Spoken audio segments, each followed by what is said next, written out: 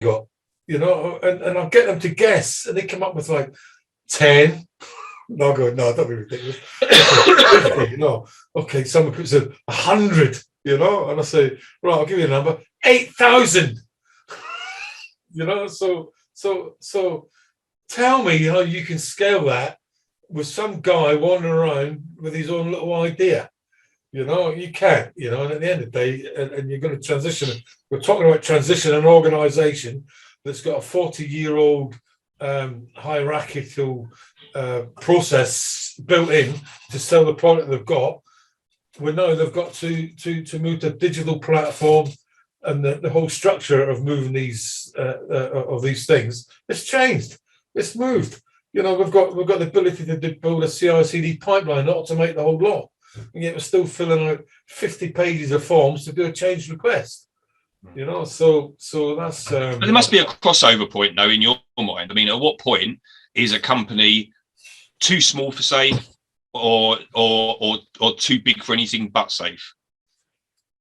Yeah, but safe case, I know it comes in with the team level. Okay, it comes in with the team level. So here's your product owner, here's your scrum master, and here's your team. So you're talking about essential safe there. Yeah, that's essential safe. Okay. But even that, you still need things like a release train engineer, all of those kind of things. I mean, there must be a number of teams before it's required. No, you don't do that. You can run essential safe, okay, where you've got your team backlog.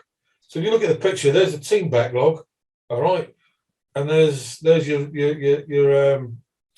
team, your product. You can run that if you're independent. You don't need to deal with anybody or meet anybody.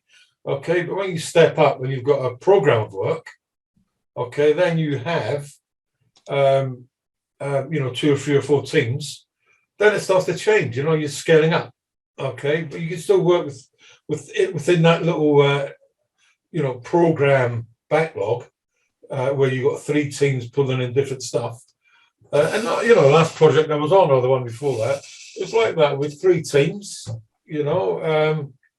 But when you add that up, 3 teams is 30 people plus all the other people. It's like 40, 50 people.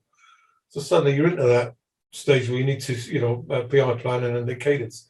So no, it doesn't. I mean, even I was in the post office in Belgium. Okay, and I had to look around. I actually had to look around for a project that I could do a PI planning for.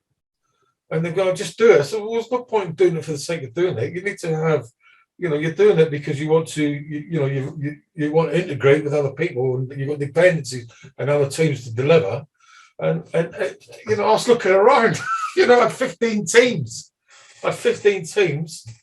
However, it took me, I could only find one project that actually met the PI pipe requirement.